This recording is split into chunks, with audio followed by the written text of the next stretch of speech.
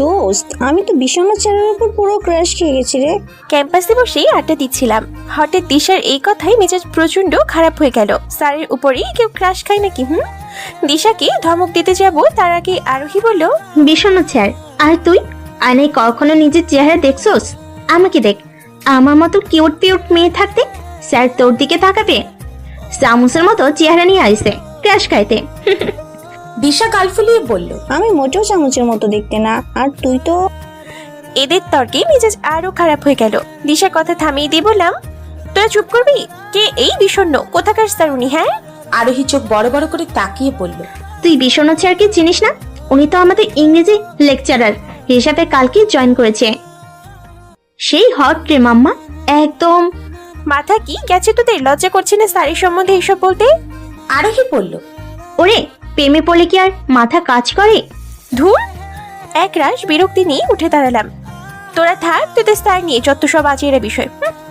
বলি ক্যান্টিনের দিকে যাচ্ছি, এমন সময় দেখলাম ক্যান্টিনের পাশেই তিনটা ছেলে লম্বা হয়ে দাঁড়িয়ে আছে। একটু ভালোভাবে তাকাতেই দেখলাম ছেলে তিনটার মধ্যে তিতাও দাঁড়িয়ে আছে। তিতা আমার ছোট ভাই, ওর নামটা আমার দেওয়া, মিষ্টির ভাই তিতা। নামটা সুন্দর না? কিন্তু ওরা ওখানে কি করছে? দূর থেকেই তিতাকে ডাক দিলাম, এই তিতা। তিতা আমার ডাকে পেছনে ফিরতেই সামনের পকেটে হাত দিয়ে দাঁড়িয়ে থাকা ছেলেটা তিতাকে কি যেন বলল। দূরে থাকলেও বেশ বুঝতে পারলাম উনি তিতাকে ধমক দিয়েছেন। আমার ভাইকে ধমক? হ্যাঁ, কার ভাইকে ধমক দিয়েছে ও চেনে না। আজ ওর একদিন কি আমার একদিন। তিতার সামনে দাঁড়িয়ে পকেটে হাত রেখে দাঁড়িয়ে থাকা বিষণ্ণ বলল, তোমাদের মধ্যে লিডারকে? তিতার সাথে থাকা দুই বন্ধু তিতার দিকে আঙুল তুলে দেখিয়ে দিল। তিতা ভীত ধরনের ছেলে, আকস্মিক ঘটনায় সে আরো ঘাবড়ে গেছে। তিতা থতমত খেয়ে বলল, স্যার ভুল হয়ে গেছে, আর কখনো হবে না। তিতার কথা শেষ হতে না হতেই মিষ্টি এসে পকেটে হাত রেখে দাঁড়িয়ে থাকা ছেলেটার দিকে রাগী দৃষ্টিতে তাকিয়ে বলল, এই যে মিস্টার, সমস্যা কি? হ্যাঁ, আপনার সাহস হয় কি করে আমার ভাইকে ধমকানোর? মিষ্টির কথায় লোকটার তেমন ভাবান্তর হলো না। তিনি নির্বিকার ভঙ্গিতে তিতার দিকে তাকালেন। তিতা শুকনো ঢোক গিলে বলল, স্যার এ আমার বোন। বিষণ্ণর এমন আচরণে মিষ্টির রাগ আরো প্রবল হয়ে উঠল। রাগে মিষ্টি চেঁচিয়ে ওঠার স্বরে বলল, ওকে কি বলছেন? যা বলার আমাকে বলুন, কি সমস্যা কি? হ্যাঁ। বিষণ্ণ এবার পকেট থেকে হাত বের করে চশমাটা ঠিক করতে করতে বলল, সেটা আপনার ভাইকে জিজ্ঞেস করুন। মিষ্টি তিতার দিকে তাকালে তিতা বলল, আপু, আমার ফ্রেন্ডরা ক্যান্টিনে বসে সিগারেট খাচ্ছিল, আর সেটা দেখে। তিতার কথা থামিয়ে দিয়ে মিষ্টি বলল, আচ্ছা ঠিক আছে, তুই যে, আমি দেখছি ব্যাপারটা। তিতা সঙ্গে সঙ্গে ওখান থেকে চলে গেল। সামনের লোকটাও যাওয়ার জন্য এক পা বাড়িয়েছে। তখনই মিষ্টি হাত উঁচিয়ে তার পথ আটকে ধরল। শান্ত গলায় বলল, কোন ডিপার্টমেন্ট? বিষণ্ণ আবারও পকেটে হাত রাখলো, নরম স্বরে বলল, আমি আপাতত ইউনিভার্সিটির স্টুডেন্ট না। তাহলে কি পাশ করে বেরিয়ে গেছিস? না। ভার্সিটি রাজনীতির সাথে জড়িত? না। সেটা জানতাম, রাজনীতিতে থাকলে আমাকে ঠিকই চিনতিস। যাই হোক, প্রথমবারের মতো ক্ষমা করে দিলাম, এই ভুল যেন দ্বিতীয়বার না হয়। বলেই ক্যান্টিনে গেলাম। পরপর 2 কাপ চা না খেলে রাগ কন্ট্রোল করা মুশকিল হয়ে যাবে। চা খেয়ে ক্লাসের দিকে রওনা হলাম। ক্লাসের সামনে এসে ঘড়ি দেখলাম 10 মিনিট লেট করে ফেলেছি। আর সময় নষ্ট না করে ডিরেক্ট ক্লাসে ঢুকে ব্যাগটা টেবিলে রাখতেই নরম একটা সুর কানে ভেসে এলো, এই যে মিস, একটু সামনে আসুন। টিচারের দিকে তাকাতেই ধাক্কার মতো খেলাম। মাত্র যে ছেলেটাকে টাইট দিয়ে আসলাম, সেই ছেলেটা মার্কার হাতে নিয়ে দাঁড়িয়ে আছে। মানে কি, ইনি কি তাহলে কালকে জয়েন করেছিলেন? ইনি কি আরোহী আর দিশার সেই বিষণ্ণ স্যার? আবারও সেই সব ভেসে এলো। কি হলো, কথা কানে যাচ্ছে না? আমি কিছু না বলি সামনে গিয়ে দাঁড়ালাম। উনি শান্ত দৃষ্টিতে তাকালেন আমার দিকে। আমি লজ্জায় ভয়ে চোখ সরিয়ে নিলাম। তিনি বললেন, ক্লাসের টিচার আছে, সেটা কি আপনি লক্ষ্য করেননি? ক্লাসরুমে আসার জন্য পারমিশন নিয়েছেন? মাথা নিচু করে জবাব দিলাম, সরি স্যার। নেক্সট টাইম আমার ক্লাসে আসা এবং বের হওয়ার সময় পারমিশন নিতে হবে, বুঝতে পেরেছেন? Yes sir. Now take your seat. Yes sir. সিটে বসে নিজেকে কয়েকটা কড়া ভাষায় গালি দিলাম। স্যার সবসময় আমার চোখে পরম শ্রদ্ধেয় একটি জাতি, সেই স্যারকে আজ এইভাবে অপমান করেছি ভাবতেই কেমন যেন খারাপ লাগা বেড়ে যাচ্ছে। কয়েকবার চোখে চোখ পড়তেই চোখ সরিয়ে নিলাম। ওনার দিকে আর তাকানো যাবে না। সময় কাটাতে ব্যাগ থেকে হ্যান্ড নোটটা বের করলাম। সেখানে বড় বড় করে লিখলাম, সরি স্যার। ভার্সিটির ক্লাস শেষে বিষণ্ণ স্যারের ফোনটা বেজে উঠল। তিনি ফোন ধরে পরম শ্রদ্ধায় বললেন, স্যার কেমন আছেন? ভালো আছি। ভার্সিটির ক্লাস শেষ নাকি? হ্যাঁ স্যার, মাত্র শেষ হলো। তুমি থাকবে কোথায়? কিছু কি ঠিক করেছো? স্যার, আপাতত একটা হোস্টেলে আছি। কোয়ার্টার সামনের মাসে ফাঁকা হবে, ততদিন হোস্টেলেই থাকতে হবে। আরে আমাকে একটাবার জানাবে না? আমার বাড়ি থাকতে তুমি হোস্টেলে কেন থাকবে? এক কাজ করো, আমার বাড়িতে চলে এসো। যতদিন কোয়ার্টার ফাঁকা না হচ্ছে ততদিন আমার বাড়িতে থাকবে। স্যার, আপনাকে আর অযথা বিরক্ত করতে যাচ্ছি না। বিষণ্ণ তুমি আমার প্রিয় ছাত্র ছিলে। তুমি যদি আমার সাথে থাকো তাহলে আমার ভালোই লাগবে। তাছাড়া এখানে কথা বলার মতো আমার কেউ নেই। তুমি আসলে আমার কথা বলার একটা সঙ্গী হবে। না করিও না। ঠিক আছে স্যার, আপনার কথা ফেরার সাধ্য আমার নেই। সন্ধ্যার মধ্যেই চলে আসবো। মিষ্টির ঘুম ভাঙলো সন্ধ্যায়। ফ্রেশ হয়ে নিচে আসতেই মিষ্টির বাবা অতি বিচলিত স্বরে বলল, কি ব্যাপার মিষ্টি? গেস্ট রুম যেমন ছিল তেমনই তো পড়ে আছে, তালা পর্যন্ত খোলা হয়নি। রামুকে পরিষ্কার করতে বলিসনি? এই বাড়িতে একটা মানুষও কি আমার কথা শুনবে না? মিষ্টি চোখ বড় বড় করে করুণ দৃষ্টিতে বাবার দিকে তাকিয়ে রইল। তাকে দেখে বেশ বোঝা যাচ্ছে তিনি চরম রেগে আছেন। মিষ্টি দুঃখিত ভঙ্গিতে বলল, আসলে বাবা মাথা ব্যথা করছিল, খুব তাই বলতে ভুলে গেছি। মিষ্টির মাথা ব্যথার কথা শোনা মাত্রই তার রাগ যেন মুহূর্তেই জল হয়ে গেল। তিনি প্রবল বেগে নিজের হাতটা মিষ্টির কপালে ঠেকিয়ে স্নেহের স্বরে বললেন, মাথা ব্যথা করছে? জ্বর আসছে নাকি? এখনো ব্যথা আছে? আমাকে বলিসনি কেন? বাবার রাগ মুহূর্তেই স্নেহে পরিণত হতে দেখে মিষ্টির মুখ মলিন হয়ে গেল। বাবার গলা জড়িয়ে ধরে বলল, উফ বাবা, আমি এখন একদম ঠিক আছি। সামান্য মাথা ব্যথা ছিল, আর তুমি সব বিষয় এত হাইপার হয়ে ওঠো কেন বলো তো? বয়সের দিকে নজর দিয়ে রাগটা তো একটু কমাতে পারো নাকি? কি? আমি হাইপার হই? আমি কি মিছে মিছে রাগ করি? এই যে আবার রেগে যাচ্ছ, তখন করেনি তো কি হয়েছে, এখন করে দিবে। তোমার ছাত্র তো এখন আসেনি। একটু আগে ফোন করেছিল, বলেছে আধ ঘন্টার মধ্যে আসছে। আর রামু গাধাটাও তো কখন জানি না বলেই চলে গেছে। রামু কাকা চলে গেছে, তাহলে পরিষ্কার করবে কে? তা আমি কি এমনি এমনি চিল্লাচ্ছি নাকি? এখন কি ওই ধুলোর ভাড়া রুমে আমার ছাত্রকে থাকতে দিব? আচ্ছা, তোমার তো হাইপার হতে হবে না, দেখি আমি কিছু করতে পারি কিনা। তুমি রুমে যাও, আমি চা নিয়ে আসছি। মিষ্টি চা বানিয়ে বাবাকে দিয়ে গেস্ট রুমের সামনে এসে দাঁড়ালো। হালকা ধুলো জমে আছে চারিদিকে। চাবিটা দিয়ে তালা খুলে রুমের চারপাশটা মিষ্টি চোখ বুলিয়ে নিল। বিছানা, টেবিল সবকিছুই পলিথিনে ঢাকা, আর সেই পলিথিনের ওপর ধুলোর আস্তরণ। মিষ্টি ওড়না দিয়ে নাক মুখ ঠেকে পলিথিনগুলো এক এক করে বাহিরে বের করে আনলো। মনে মনে ভীষণ রাগ হতে থাকলো। বিড়বিড় করে বলছে, কে না কে এসে থাকবে আর আমাকে রুম পরিষ্কার করতে হচ্ছে। দূর, নিজের রুম লাস্ট কবে গুছিয়েছি সেটাই নিজের মনে নেই, আর সেই নাকি পরিষ্কার করছি বাইরের একটা লোকের জন্য। এই ধুলো মাখা ঘর, ধুর, ভাল লাগে না। পলিথিনে ঢেকে রাখায় বেশিক্ষণ লাগলো না পুরো ঘর পরিষ্কার করতে। ঘর পরিষ্কার হলেও মিষ্টির সারা শরীর ধুলোময়লার মেখে একাকার কাণ্ড। মিষ্টি বিরক্তি ভাব নিয়ে রুমের দরজা চাপিয়ে দিয়ে নিজের বাড়িতে ঢুকতেই দেখলো তার বাবা একটা লোকের সাথে কথা বলছে। মিষ্টি বেশ বুঝতে পারলো ইনি তার প্রাণপ্রিয় ছাত্র। মিষ্টি কোনো দিকে না তাকিয়ে সোজা নিজের রুমে যাচ্ছে। তখনই তার বাবা বললেন, কিরে মা, তোর এই অবস্থা কেন? ধুলো একদম মাখামাখি হয়ে আছিস, কোথায় গিয়েছিলি? আমার প্রচন্ড রাগ হতে লাগলো। ইদানিং বাবার ভুলে যাওয়ার একটা রোগ হয়েছে। মাঝে মধ্যেই কিছু ঘটনা তার মস্তিষ্ক থেকে একদম হারিয়ে যায়। বেশিরভাগ এটা হয় রেগে গেলে। এই যে আমি তার প্রাণপ্রিয় ছাত্রের থাকার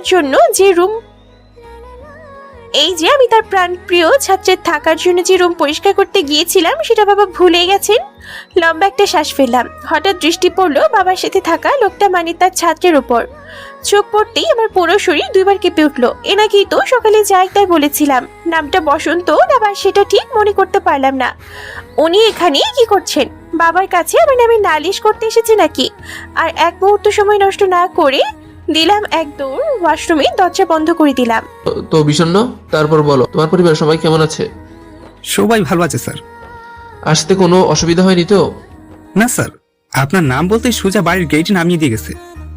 আচ্ছা আচ্ছা, তোমাকে খুব ক্লান্ত দেখাচ্ছে। এক কাজ করো, ফ্রেশ হয়ে নাও। আর আজ রাতে তুমি আমাদের সাথেই খাবে। ঠিক আছে স্যার। চলো তোমায় গেস্ট রুমটা দেখিয়ে দিই। স্যার, আপনি বলে দিন, আমি নিজেই চলে যাচ্ছি, আপনাকে যেতে হবে না। তোমার এই শ্রদ্ধার জন্যই তোমাকে আমার এত ভালো লাগে। কোনো সমস্যা নেই ইয়াংম্যান, আমি এখনো অনেক ফিট আছি। রোজ সকালে 2 কিলো হাঁটি। চলো চলো। গেস্ট রুমটা দারুণ সাজানো, দেখে মনে হচ্ছে আজকেই পরিষ্কার করিয়ে নেওয়া হয়েছে। স্যার এখনো বসে আছেন, ফোনে মনোযোগ দিয়ে কি যেন দেখছেন। ব্যাগগুলি রেখে ওয়াশরুমে ঢুকলাম। তোয়ালেটা পরে টেপ ঘোরালাম, কিন্তু জলের ছিটা ফুটেও নেই। মনে হচ্ছে ট্যাঙ্ক একদম খালি। মহা বিপদে পড়া গেল তো। তোয়ালে পড়া অবস্থাতেই দরজা হালকা ফাঁকা করে দেখলাম স্যার বিছানায় শুয়ে ঘুমাচ্ছেন। নাক ডাকার শব্দও পাওয়া যাচ্ছে। স্যারকে ডাকবো? না, ডাকা ঠিক হবে না। সদ্য ঘুম ভাঙানো ঠিক হবে না, কিন্তু না বলে যাওয়া ঠিক হবে না। উপায়ন্ত না পেয়ে স্যারের শরীর হালকা ঝাঁকিয়ে বললাম, স্যার স্যার উহ, স্যার আসলে বলতে চাইছিলাম কি, ওয়াশরুমে পানি আসছে না। স্যার ঘুম জড়ানো কণ্ঠে কঠিন স্বরে বললেন, ঘুমাতে দে গাধার বাচ্চা। মানে কি? স্যার কি আমায় গাধার বাচ্চা বললো? পরক্ষণেই ঘুমের ঘুরে বলেছে বলে নিজেকে বুঝ দিলাম, কিন্তু সারাদিন ঘামের শরীরের যে অবস্থা, এই অবস্থায় এভাবে থাকাও অসম্ভব। স্যারের বাড়ির ওয়াশরুমটা ইউজ করি। ওই বাড়িতে তো একটা কাজের মেয়ে ছাড়া আর কাউকে দেখলামও না। আর কাজের মেয়ে তো আমাকে দেখেছে। সমস্যার কথাটা বললে তেমন ঝামেলা হবে না। ট্রাউজার পরে তোয়ালেটা ঘাড়ে দিয়ে স্যারের বাড়িতে গেলাম। মাঝ বসি এক লোক দেখলাম বসার ঘরে সোফায় বসে আঙ্গুর খাচ্ছেন। আমাকে দেখে তিনি বললেন, কারে চান? জি, আমি স্যারের কাছে এসেছি। আইসেন কই থেকে? কি করেন? আমি ভার্সিটির লেকচারার।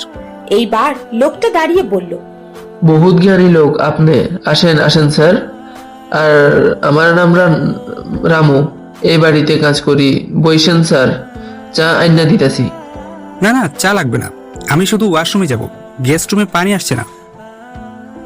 লোকটা হাত দিয়ে ওপরের তলায় দেখিয়ে দিলাম। আমি ধন্যবাদ দিয়ে ওপরে এসে চারপাশটা দেখলাম। অনেক গোছানো চারপাশটা। তবে একটা রুমের সামনে দেখলাম কাগজ ছড়িয়ে ছিটিয়ে পড়ে আছে। বুঝতে বাকি রইল না এটাই স্যারের রুম। যখন স্যারের কাছে প্রাইভেট পড়তাম তখন থেকেই লক্ষ্য করতাম স্যার একটু অগোছালো ভাবে থাকতে বেশি পছন্দ করেন। সেই লজিক কাজে লাগিয়ে সেই রুমটার দিকে যেতে লাগলাম। আচ্ছা, উনি যদি বাবাকে বলে দেন যে আমি ভার্সিটি লাফিঙ্গাগিরি করি, তখন কি হবে?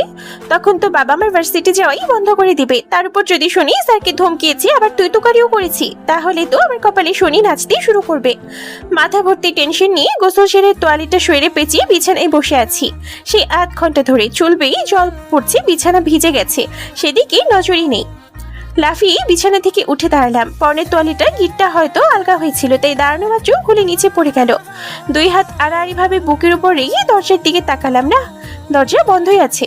একটি স্বস্তির নিঃশ্বাস ফেলাম। কেউ নেই জন্য আলসেমির কারণে তোয়ালিটা তুলে শরীরে পেঁচাতেও ইচ্ছে করছে না। সত্যি বলতে আমার শরীরে এখন একটা সুতোও নেই। একদিকে হেলে চুলের জল ছড়াচ্ছি, এমন সময় খুট করে একটা শব্দ হলো। সামনে তাকাতেই যা দেখতাম তা হলো দরজা ধরে স্যার দাঁড়িয়ে আছেন এবং অপলক দৃষ্টিতে আমার দিকে চেয়ে আছেন। মিষ্টি কোমরে দুই হাত রেখে রাগী দৃষ্টিতে বিষণ্ণের দিকে চেয়ে আছে। বিষণ্ণ জড়সড় হয়ে বিছানায় বসে আছে এবং একটু পরপর আর চোখে মিষ্টির দিকে তাকাচ্ছে। তাকানোর সময় মিষ্টির রাগে ফুসফুস করতে থাকা চেহারা দেখে আবারও চোখ সরিয়ে নিচ্ছে।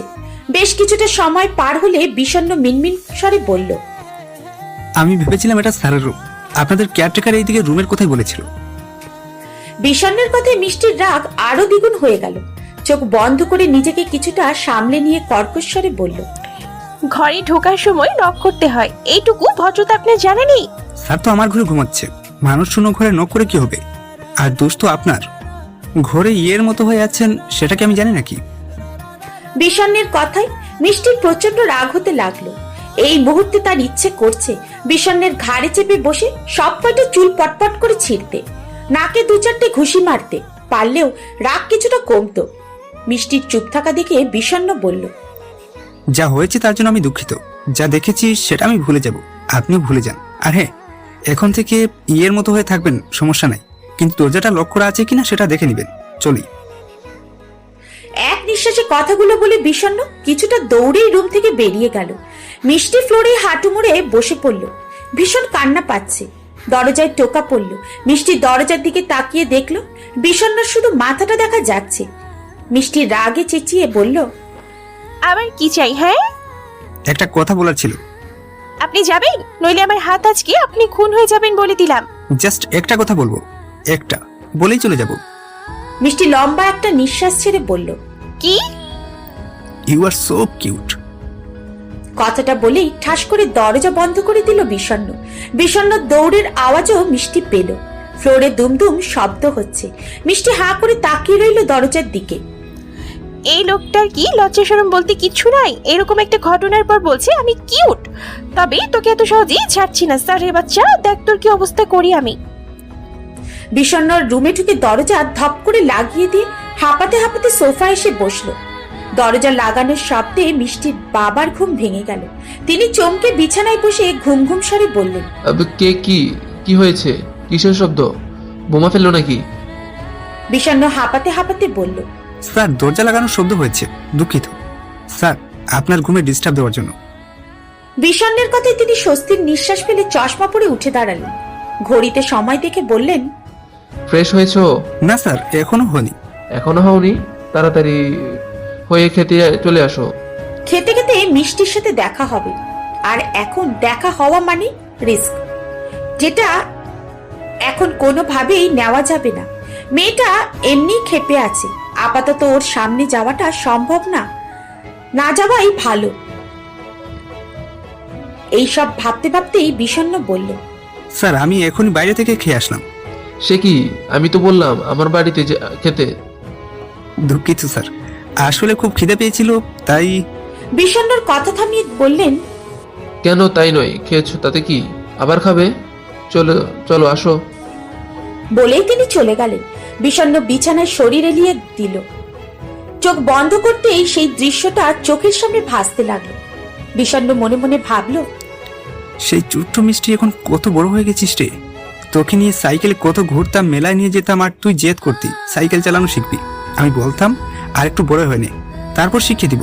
তখন তুই গাল ফুলে বলতি, ভাইয়া আমাকে একদম ছোট বলবে না, আমি ক্লাস 6-এ পড়ি আর তুমি আমার থেকে মাত্র 4 নখ বড়।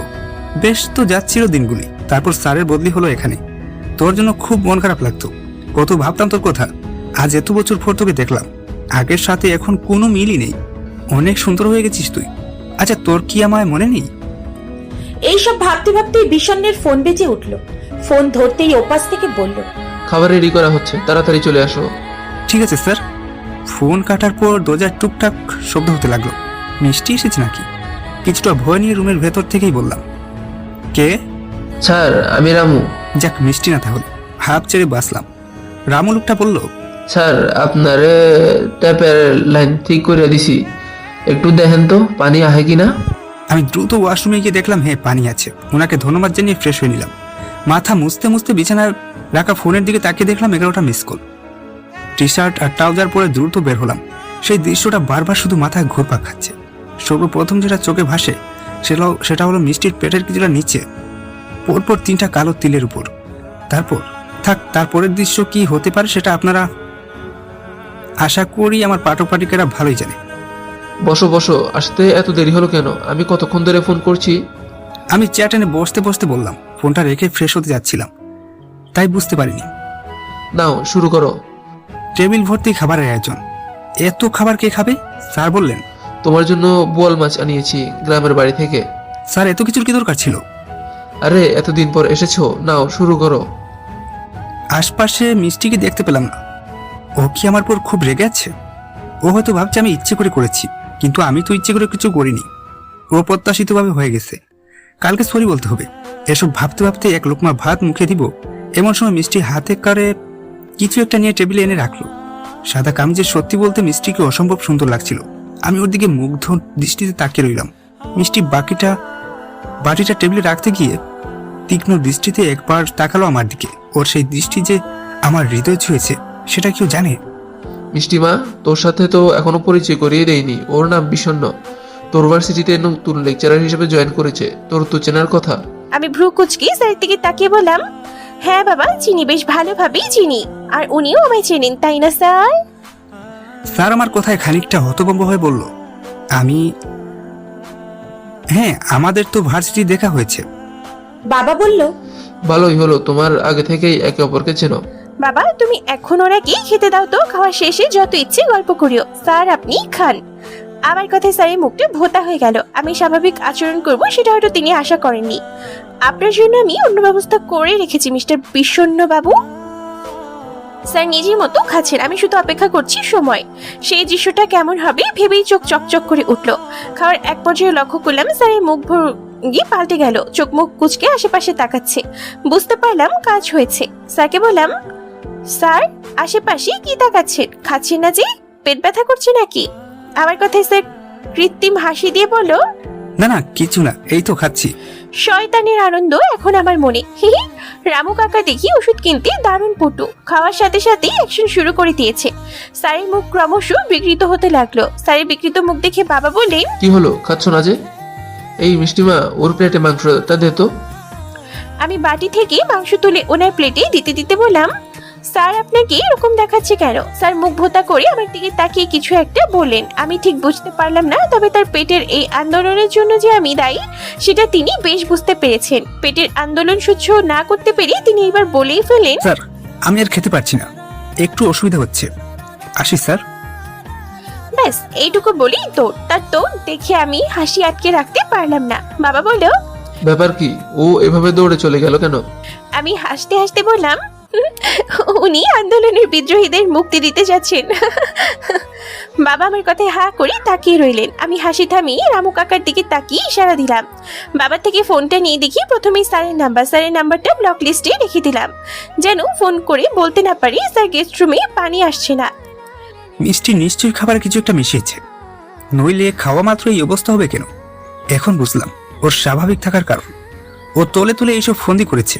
ঠিক আছে, তুই যদি হস বনু হল, আমিও তাহলে বাঘাতে তুল। ও এর সুদ আমি তুলবই। এই মেয়ে এত শয়তান হইল কেমনে? এতক্ষণ যা কিছু হয়েছে সেটা ব্যাপার না, কিন্তু এখন যা হলো সেটা দেখে আমার মাথার সব চুল দাঁড়িয়ে গেল। ট্যাপ ঘোরাচ্ছি কিন্তু পানি বেরোচ্ছে না, মানে কি? এই তো একটু আগেই রাম কাকা পানির লাইন ঠিক করে দিল, এর মধ্যেই আবার কি হলো? ওয়াশরুমে আলাদা কোনো পানির তুলাও নেই। রীতিমতো আমার চোয়াল বেয়ে ঘাম পড়তে লাগলো। এ কোন বিপদে পড়লাম? স্যারকে ফোন দিলাম, বারবার ব্যস্ত বলছে। স্যার কি আমার নাম্বার ব্ল্যাক লিস্টে রেখেছে নাকি? ওহ বুঝেছি, এটা মিষ্টির কাজ। এই মেয়ে তো আমার নাকের জলে মুখের জলে করিয়ে ছাড়বে দেখছি। মুখের জল এক করিয়ে ছাড়বে দেখছি। সারা রাত কিভাবে বসেই কাটাতে হবে নাকি? এভাবে বসেই কাটাতে হবে নাকি? কাল সকালে আবার ক্লাস আছে। 2 ঘন্টা পর পানি আসলো, আমি হাফ ছেড়ে বাঁচলাম। ওয়াশরুম থেকে বেরিয়ে আমার নাজেহাল অবস্থা, শরীর প্রচন্ড দুর্বল লাগছে। ঘড়িতে তাকিয়ে দেখলাম রাত 1টা বাজে। বালতিতে কিছু পানি তুলে রাখলাম, কে জানে ওই শয়তান মেয়ে আবার এরকম করবে কিনা। বিছানায় বসতেই লক্ষ্য করলাম 2 তলায় একটা রুমের লাইন অফ করা। একটু ভালোভাবে তাকাতে দেখলাম ব্যালকনিতে কেউ দাঁড়িয়ে আছে। ঘরের আলোয় আবছা বোঝা যাচ্ছে একটা মেয়ে দাঁড়িয়ে আছে।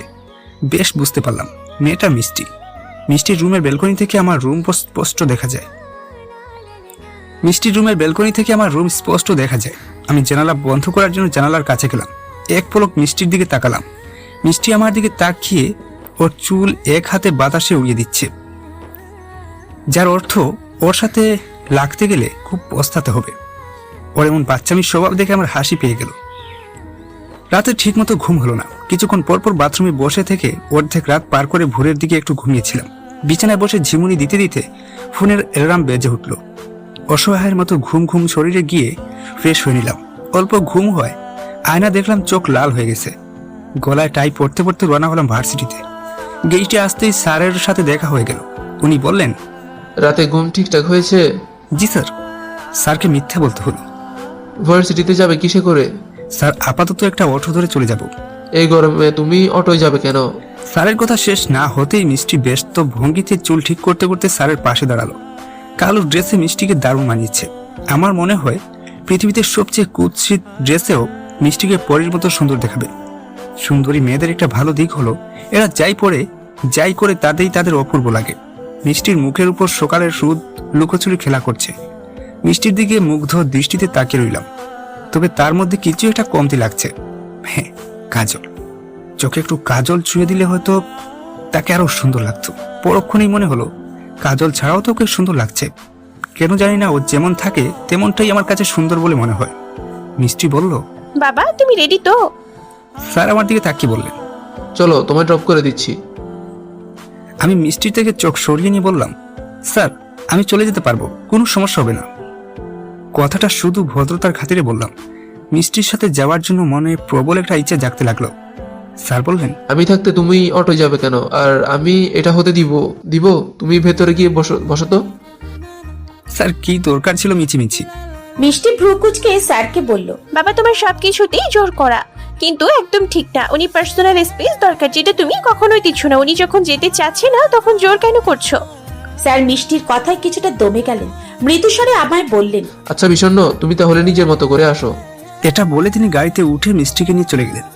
আমার প্রচন্ড খারাপ লাগতে শুরু করলো। মিষ্টির এই কথাগুলো বলা কি খুব প্রয়োজন ছিল? আর স্যারও এমন। আর একবার জোর করলেই তো আমি ঠাস করে গাড়িতে উঠে পড়তাম। ধুর, এমনিতেই ঘুম পাচ্ছে, তার মধ্যে এখন এই অটোতে গরমে ঘেমে ভার্সিটি ঢুকতে হবে। অটো থেকে নেমে টিস্যু দিয়ে মুখ মুছতে মুছতে ভার্সিটির গেটে ঢুকতেই লক্ষ্য করলাম তেঁতুল গাছটার কাছে ভিড় জমে আছে। বিষয়টা কি দেখার জন্য কাছে গেলাম। আমাকে দেখে সব স্টুডেন্টরা সরে গিয়ে সামনে যাওয়ার জন্য জায়গা করে দিল। ভিড় পেরিয়ে যা দেখলাম সেটা দেখে অনেকটা ভরকে গেলাম।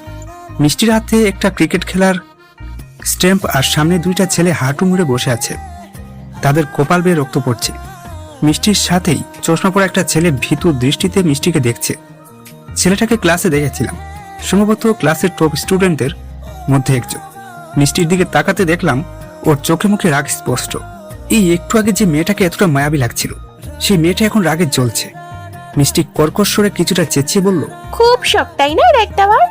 আর আমাকে দেখি একটু আগে কি যেন বলছিলি, আমার হট ফিগার। কি হলো, চুপ করে আছিস কেন বল? কথাটা বলে স্টাম্প দিয়ে সজোরে বসে থাকা একটা ছেলের গলায় আঘাত করলো মিষ্টি। আকস্মিক এমন ঘটনায় আমি হতভম্ব হয়ে রইলাম। আমার সামনে দাঁড়িয়ে থাকা এই মেয়েটা কি আসলেই মিষ্টি? মিষ্টি মারার জন্য আবারও স্ট্যাম্প তুলেছে। ঠিক তখনই ওর হাতে ধরে ওকে সরিয়ে নিলাম। মিষ্টি ছটফট করছে আমার থেকে ছাড়া পাওয়ার জন্য। ছেলে দুটোকে যেতে বলে মিষ্টির হাত থেকে স্ট্যাম্পটা নিয়ে আমি ওকে শান্ত করার চেষ্টা করলাম। মিষ্টির রাগ যেন কোনোভাবেই কমছে না। বেশ খানিকটা সময় লাগলো ওকে স্বাভাবিক করে তুলতে। কি দরকার ছিল ওদের সাথে ঝামেলা করার? আপনি একটা মেয়ে হয়ে। মিষ্টি টুলের উপর দুইটা পা তুলে বাবু হয়ে বসে আইসক্রিম খাচ্ছিল।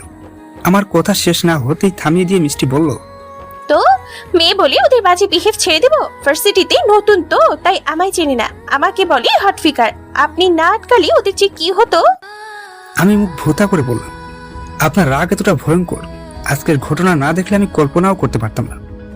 মিষ্টি বেশ খানিকটা আইসক্রিম মুখে দিয়ে খামচির মতো করে চোখ বন্ধ করে বলল, আমার রাগ উঠলেই মাথা ঠিক থাকে না। সেটা তো দেখলামই। মিষ্টি নিজের মতো আইসক্রিম খাওয়ায় ব্যস্ত হয়ে উঠল। আমি ভাবলেশীন ভাবে ওর দিকে তাকিয়ে রইলাম। কি বলবে, বাচ্চাদের মতো করে আইসক্রিম খাওয়া এই মেয়েটা একটু আগে অগ্নি মূর্তির রূপ নিয়েছিল। ক্লাসের মধ্যে বেশ কয়েকবার লক্ষ্য করলাম সকালে যে ছেলেটাকে রেগের হাত থেকে বাঁচিয়েছিলাম, সেই ছেলেটা চশমার আড়ালে আমার দিকে একটু পরপর তাকাচ্ছে। ছেলেটাকে আমি চিনি, ক্লাসের টপ ছাত্র, নামটা জানি না। ছেলেটা বোকাশোকা, পৃথিবীতে এক শ্রেণীর গাধার জন্মই হয় পড়াশোনা করে টপ হওয়ার জন্য। এই ছেলেটা তাদের দলের, পড়াশোনার বাইরে কিচ্ছু জানে না। ক্যাম্পাসে আমি যখনই দেখি তখনই দেখি কিছু না কিছু পড়ছে অথবা লিখছে। ক্লাস শেষে আরোহী দিশার সাথে ক্যাম্পাসের দিকে যাচ্ছি, তখনই পেছন থেকে কেউ নাম ধরে ডাকলো। পেছনে ফিরে দেখলাম সকালের সেই চশমা পরা ছেলেটা আমার সামনে সে চশমা ঠিক করতে করতে বলল, আপনাকে অনেক অনেক ধন্যবাদ ম্যাডাম, তখনকার জায়গা থেকে বাঁচানোর জন্য। আচ্ছা বলে আমি চলে যাব, তখন আবারও বললো, আমাকে আপনার বন্ধু বানাবেন? এই ভার্সিটিতে আমার কোনো বন্ধু নেই। ছেলেটার কথাই ভীষণ মায়া হলো। আমি মুচকি হেসে বললাম, ঠিক আছে, আজ থেকে আমরা বন্ধু। ছেলেটা বলল, আমার নাম আদি।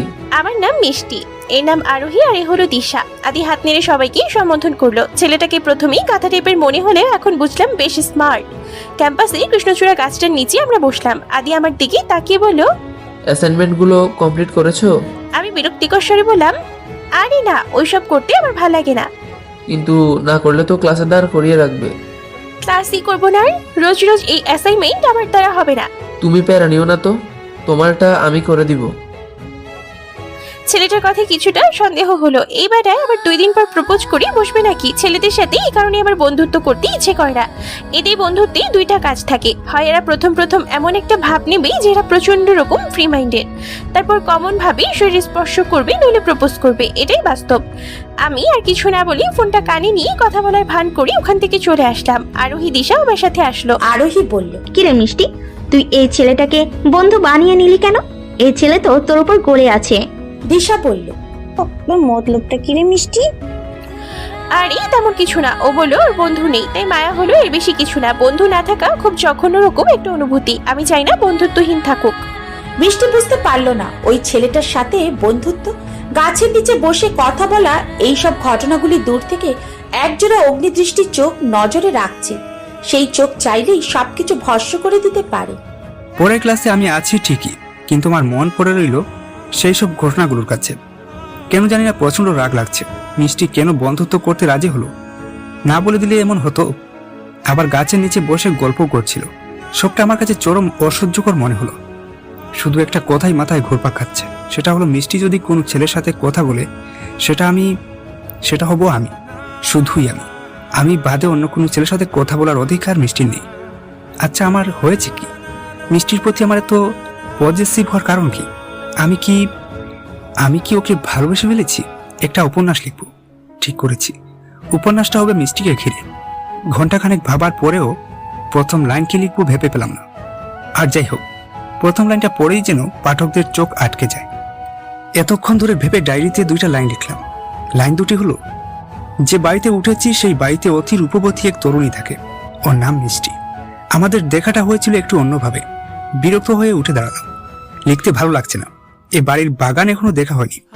সন্ধ্যা নামার আর কিছুক্ষণ বাকি।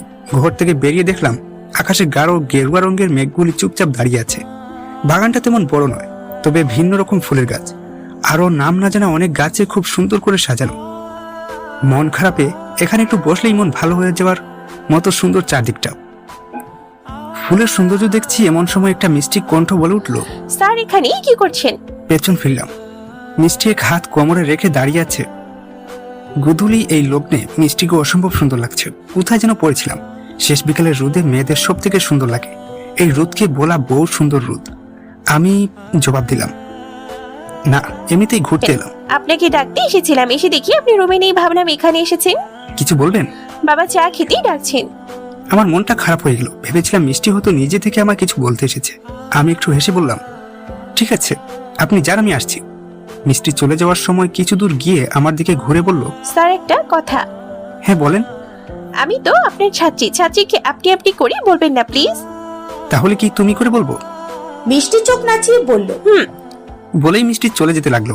আমি ওর চলে যাওয়ার দিকে তাকিয়ে রইলাম। মিষ্টিকে তুমি সম্বোধনে ডাকার প্রবল আকাঙ্ক্ষা মনে ভিড় করে বসলো, কিন্তু ডেকে কি বলবো?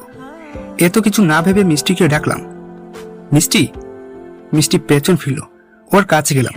মিষ্টি শরীর থেকে একটা পারফিউম নাকে এলো। কি আশ্চর্য, এই মেয়ের সব কিছু এত নেশালো কেন? মিষ্টি বলল, স্যার কিছু বলবেন? কি বলবো ভেবে পেলাম না। কিছুক্ষণ ভেবে বললাম, সেদিনের ওই ঘটনার জন্য আমি দুঃখিত। রুমের সামনে অগুছালো দেখে ভেবেছিলাম ওইটা স্যারের রুম হতো। মিষ্টি ডোন্ট কেয়ার একটা ভাব নিয়ে বলল, স্যার বাদ দিন ওইসব কথা। এরপর কি বলবো ভাবতে ভাবতে মুখ ফসকে বলে ফেললাম, ওই ছেলেটার সাথে কি নিয়ে কথা হলো। কথাটা বলে আমি জিভে কামড় দিলাম। মিষ্টি এখন কি ভাববে? ও কি বুঝে ফেলবে আমি প্রতিটা মুহূর্ত ওকে ফলো করি? এমন বুকামির একটা প্রশ্ন করে আমি নিজেকে গাদা বলে গালি দিলাম। মিষ্টি ভ্রু কুঁচকে বলল, কোন ছেলের কথা বলছেন স্যার? না না, কোনো ছেলে না, আসলে আমি একটা উপন্যাস লিখবো ভাবছি। সেখানকার নায়িকা একটা ছেলের সাথে কথা বলছিল। কি বলতো, উপন্যাসটা নিয়ে এত ভেবে ফেলেছি যে বাস্তবের সাথে ঘুলিয়ে ফেলছি। মিষ্টি কপালের চামড়া ভাঁজ করে আমার দিকে তাকালো। আমিও মুখ ভোতা করে মিষ্টির দিকে তাকিয়ে রইলাম। মিষ্টি বলল, আপনি উপন্যাস লিখছেন? আমি হ্যাঁ সূচক মাথা নাড়লাম। মিষ্টি বলল, তো উপন্যাসের নাম কি? নাম এখনো ঠিক করিনি, চাইলে তুমি একটা নাম দিতে পারো। তাহলে উপন্যাসের নাম দেবেন মিষ্টি। নায়িকা যেহেতু আমি, তাই আমার নামটাই উপন্যাসের নাম দিয়ে দিন। কথাটা বলে মিষ্টি হাসলো, তারপর ছুটে চলে গেল। আমি হতভম্ব হয়ে দাঁড়িয়ে রইলাম। মিষ্টিকে উপন্যাসের ডায়েরিটা পড়েছে নাকি? এক দৌড়ে ঘরে গেলাম। যা ভেবেছি তাই, টেবিলের উপর ডায়েরিটা খোলা অবস্থায় পড়ে আছে। তার মানে মিষ্টি এই 2টা লাইন পড়েছে। না জানি মনে মনে কি ভাবছে। ধুর, কেন যে এটা টেবিলের উপর রাখতে গেলাম। বিষণ্ণ স্যার জড়সড় হয়ে বসে চায়ে চুমুক দিচ্ছে। আমি মুখ ভোতা করে বসে আছি। একটু আগে দ্বিতীয় সেমিস্টারের রেজাল্ট দিয়েছে। আমি সম্মানপূর্বক ফেল অর্জন করিয়াছি। রেজাল্ট বলার পর থেকেই বাবার চোখ মুখ শক্ত হয়ে আছে। তিনি বিষণ্ণ স্যারকে বললেন, আজ মিষ্টির সেমিস্টার রেজাল্ট দিয়েছে। বিষণ্ণ স্যার চা নামিয়ে রেখে আগ্রহী হয়ে বললেন, তাই নাকি? রেজাল্ট কত এসেছে? বাবা কঠিন দৃষ্টিতে আমার দিকে তাকালেন। আমি চোখ পায়ের দিকে করে রেখে বললাম, ফেল। বাবা বললেন, বাহ, কি সুন্দর করে বলতেছে। Final fail. ফেল হবে না তো কি হবে? পড়াশোনা তো করে না। বাবার কথায় আমার ভীষণ রাগ হলো। স্যারের সামনে এসব বলার কি প্রয়োজন ছিল? বাবার দিকে তাকিয়ে বেশ বড় করে মুখ বাঁকিয়ে ওখান থেকে উঠে রুমের দিকে যেতে লাগলাম। বিষণ্ণ, জি স্যার। আমি জানি তোমার সময় হবে না, তবুও একটু সময় বের করে যদি আমার মিষ্টিকে একটু সময় দিতে। ও একদম পড়াশোনা করতে চায় না, তুমি ওকে পড়াশোনা মনোযোগী করে তুলতে পারবে, এটা আমার বিশ্বাস, কারণ তোমার মধ্যে ধৈর্য অনেক বেশি। স্যারের কথায় আমি যেন হাতে চাঁদ পেয়ে গেলাম। মনের মধ্যে ভালো লাগার স্রোত বইতে শুরু করলো। নিজেকে এই মুহূর্তে সবচেয়ে সুখী মনে হতে লাগলো। স্যার আমার দিকে ঝুঁকে এসে বলল, তুমি পারবে কি? পারবো না মানে? মিষ্টির আশপাশে থাকার জন্য আমি কত সুযোগ খুঁজেছি, আর আজ সুযোগ নিজেই আমার কাছে এসেছে। এটাকে হাতছাড়া করার মতো বোকা আমি নই। কিন্তু এক কথায় রাজি হলেও বিশ্বটা কেমন দেখায়। আমি বললাম, স্যার আমি তো সময় বেশি পাই না। আমার কথায় স্যার চিন্তিত হয়ে পড়লেন। তাৎক্ষণিক মনে পড়লো সকালের কথাটা।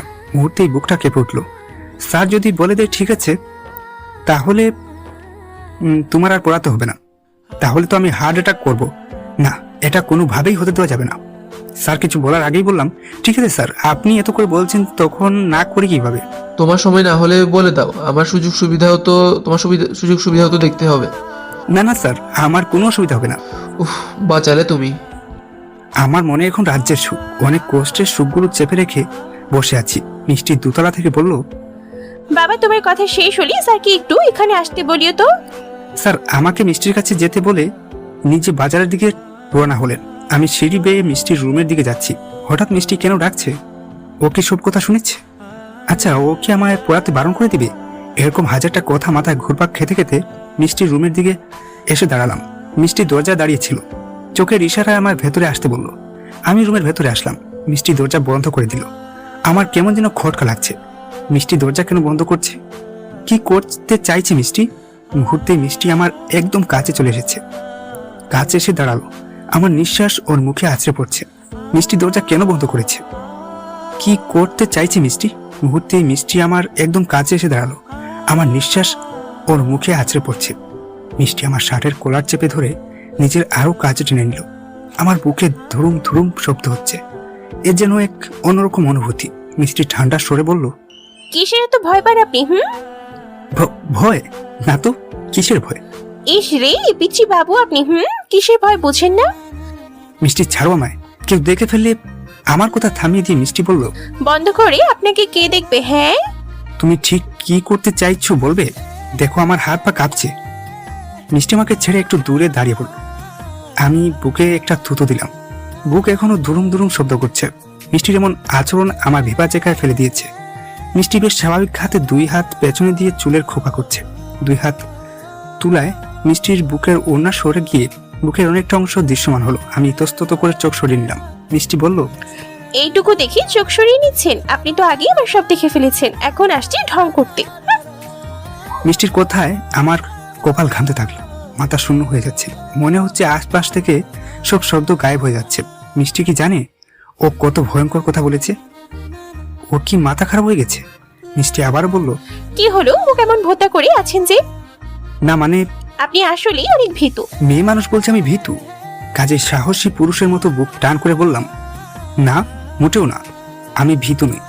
ভীতু না, ভীতুর ডিম আপনি। সেই ছোট্টবেলা থেকেই অব্দি ভীতু থেকে গেলেন।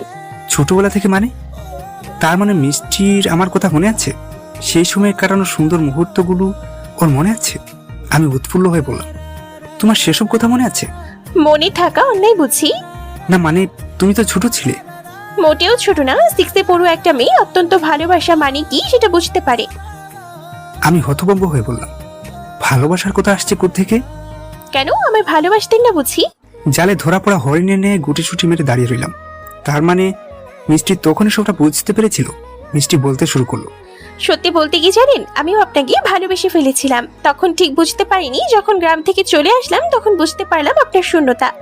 সবসময় কেমন যেন একা একা লাগতো। ছোট বয়স তো, তাই বিষয়টা খুব সহজেই ভুলে গিয়েছিলাম। আমি চোখ বড় বড় করে বললাম, তার মানে তুমিও আমায় ভালোবেসেছিলে? মিষ্টির মুখে শুনে আমার কাছে মনে হতে লাগলো পৃথিবীর সবচেয়ে সুন্দর রূপসী ভালোবাসার শব্দটা হলো খুব কাছের একটা পাওয়ার অনন্ত মুহূর্তে আমার সারা শরীরে ঢেউ তুলতে লাগলো। মিষ্টি আবার বলতে শুরু করলো, আপনার মনে আছে যখন বাবার কাছে পড়তে আসতেন তখন রোজ বাহানা ধরতাম সাইকেল চালানো শিখবো? সেসব স্মৃতি আমি কখনোই ভুলবো না। আপনি বলতেন আর একটু বড় হলেই তখন শেখাবো। তখন আমি খুব রাগ লাগতো। তারপর যখন আপনি সাইকেল চালাতেন আর আমি পিছনে বসে থাকতাম, আমার মনের মধ্যে কেমন যেন একটা নিষিদ্ধ ভালো লাগা কাজ করতো। উঁচু নিচুতেই যখন আপনার পিঠে হাত রাখতাম, তখন আবার কি যে লজ্জা রাখতো, লজ্জায় মরে যেতে ইচ্ছে করতো। আমার স্পষ্ট মনে আছে, তুমি হাত রাখবে ভেবে আমি আগের দিন উঁচু নিচু রাস্তাগুলি বেছে বেছে রাখতাম। পরের দিন তোমার সেই রাস্তায় দিয়ে নিয়ে যেতাম। আমার কথায় মিষ্টি কিছুটা অবাক হলো, মুখে হাসির রেখা ফুটিয়ে তুলে বলল, ভারী দুষ্ট ছিলেন আপনি। আর তুমি আমার চোখের সবচেয়ে রূপবতী একটা মেয়ে ছিলে। এখন বুঝি নেই? সত্যি বলতে তুমি আমার কাছে ঠিক আগের মতোই একটা ভালোবাসা আবেগের জায়গায় আছো। ভার্সিটিতে প্রথম দিন দেখেই তোমার উপর প্রচন্ড ভালো লাগা কাজ করেছিল।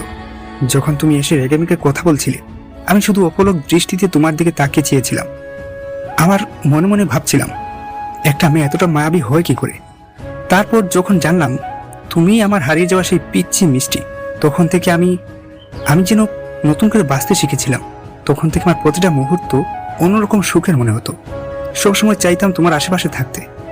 মিষ্টি কথা থামিয়ে দিয়ে আমার কাছে এসে দাঁড়ালো, অভিমানী সুরে বলল, এখন এসব কথা বাদ দিন তো, আমার কিন্তু কান্না পাচ্ছে।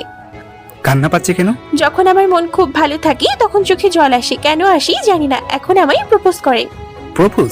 এখন হঠাৎ? উফ, এত প্রশ্ন করেন কেন? হ্যাঁ, যা বলছি সেটা করেন। আমি পেছনে ফিরে থাকবো, আপনার দিকে ঘুরতেই আপনি প্রপোজ করবেন, ঠিক আছে? সিনেমার মতো। আমি বুঝতে পারছি না কি বলে প্রপোজ করব। সবটা কেমন যেন স্বপ্নের মতো লাগছে। মিষ্টি পেছন ফিরে বলল, আপনি রেডি? মিষ্টি আমার দিকে ফিরলো। আমি ভালোবাসি বলবো ঠিক তখনই ও কিছুটা চেঁচিয়ে বলল, কি এটা? আমি ভ্রু কুঁচকে বললাম, কি? সিনেমায় কখনো দেখেছেন নায়ক দাঁড়িয়ে প্রপোজ করে, হাঁটু গেড়ে হাতে ফুল নিয়ে প্রপোজ করে? এখন ফুল কোথায় পাবো? মিষ্টি আশেপাশে তাকালো, টেবিলের উপর থেকে একটা চিরুনি হাতে নিয়ে বলল, ধরে নেন এটা ফুল, এখন প্রপোজ করেন। কথাটা বলে মিষ্টি আবার পেছন ফিরল। আমি হাঁটু গেড়ে বসলাম। মিষ্টি আমার দিকে ফিরল। ওর দুই হাত আলতোভাবে ধরলাম। মনের যে ভালোবাসা, আবেগ, প্রেম সবটুকু ঢেলে পড়লাম। রেখেছিলাম তোমায় আমার হৃদয় গভীরে। তবু চলে গেলে এই সাজানো বাগান ছেড়ে আমি রয়েছি তোমার অপেক্ষায়। নিকোষ কালো এই আধারে স্মৃতিরা সব খেলা করে। রোজ শুধু নির্জনতায় আমি একা। একবার শুধু চোখ মেলেও দেখো আজ পথের জালি আলো। তুমি আবার আসবে ফিরে, বিশ্বাসটুকু দু হাতে আঁকড়ে ধরে। বিশ্বাস করো, আমি কখনো তোমাকে ঠকাইনি। লুকিয়েছো তো, সেটা কি ঠকানো নয়? তুমি যা শাস্তি দেবে আমি মাথা পেতে নেব, কিন্তু তবু আমার কথাটা তো শুনো। নূর, সেই মুহূর্তে তোমার কাছে নিজেকে নির্দোষ প্রমাণ করার মতো কোনো ওয়ে আমার কাছে ছিল না। আমি ভেবেছিলাম রাফিনের সাথে যোগাযোগ হলেই আমি তোমাকে সব জানিয়ে দিব। এখন রাফিন দেশে এসেছে, আমি চাইলেই তোমার সাথে তার কথা বলে দিতে পারবো। আমার আর পারমিতার মাঝে যে কোনো সম্পর্ক নেই, সেটার প্রমাণ বা সাক্ষী যাই বলো না কেন। তাই রাফিন, আমি বুঝতে পারছিলাম না আমি কিভাবে তোমাকে সত্যিটা বলবো। তুমি আদৌ বুঝবে কিনা, তুমি বিশ্বাস করবে কিনা। যেখানে রাফিনকে আমার অবিবাহিত বন্ধু হিসেবে আমি 2 মাস আগেই পরিচয় করিয়ে দিয়েছি, সেখানে এই সত্যিটা আমি তোমাকে কিভাবে বুঝাবো সেটাই বুঝতে পারছিলাম না। একেই আমাদের সম্পর্কটা এমন একটা জায়গায় ছিল যেখানে আমরা একসাথে তো ছিলাম, কিন্তু একে অপরের ছিলাম না। অবশ্য এখানে দোষটা আমার। আমি সময় নিতে চাচ্ছিলাম। শারীরিক সম্পর্ক স্থাপনের আগে আমি নিজেদের মাঝে একটা বন্ধুত্ব, বিশ্বাস তৈরি করতে চাচ্ছিলাম। কিন্তু দেখো, আমার বোকামের জন্য সব কেমন এলোমেলো হয়ে গেল। রিদওয়ানের কথা যৌক্তিক। সন্দেহ জিনিসটা এতটাই জটিল যে তা মানুষের বিশ্বাসকে কাচের মতো পাতলা করে দেয়। তাই তো সেদিন মাথা গরম করে রাস্তায় যা তা বলে দিয়েছিল সে পারমিতাকে। রিদওয়ান নূরের হাতটা শক্ত করে ধরে বলল, আমি জানি আমি তোমাকে খুব কষ্ট দিয়েছি। তুমি যা শাস্তি দিবে আমি মাথা পেতে নিব। শুধু এবারের মতো আমাকে ক্ষমা করে দাও। আর কখনো আমি তোমার কাছ থেকে কিচ্ছু লুকাবো না, কোনো লুকোচুরি রাখবো না আমাদের ভেতর। প্লিজ আমাকে ক্ষমা করে দাও।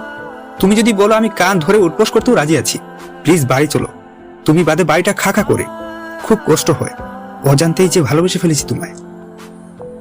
রিদওয়ানের কথায় হৃদস্পন্দন বেড়ে যায় নূরের। এতদিনের অপেক্ষার প্রহর যেন আজ শেষ হলো। এতদিনের ক্লান্ত কাঞ্জরা যেন মধুর কথাটা শুনতে পেল। হাজারো অনুভূত মনের কোনায় রংধনু আঁকে। বরফ শীতল অভিমান গলতে থাকে। বেশ কিছুক্ষণ চুপ থেকে মিহিস্বরে বলে, বেশ, ক্ষমা করলাম, কিন্তু এটাই প্রথম, এটাই শেষ। এরপর কিন্তু আর ক্ষমা হবে না। নূরের কথাটা শুনে জড়িয়ে ধরল তাকে রিদওয়ান। এতদিন বাদে তৃষ্ণার্ত বুকটা যেন তৃপ্তি পেল। খরা বুকে এক পশলা বৃষ্টি নামলো শান্তি রূপে। নূরের অভিমানের বরফ কুণ্ড যেন গলে গেল রিদওয়ানের উষ্ণ পরশে।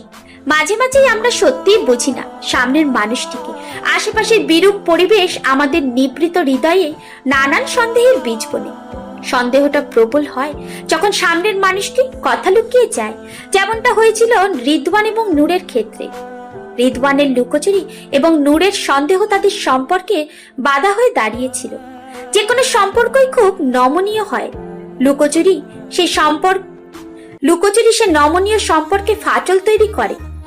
সন্দেহ সেই ফাটলকে দৃঢ় করে। এই প্রতিকূলতা হার মানাবার একটাই উপায়, তা হলো স্বচ্ছতা। সম্পর্ক যত স্বচ্ছ হয় সেই সম্পর্ক ততই মজবুত হয়, কারণ স্বচ্ছতাই সম্পর্কের লাল ছাতি।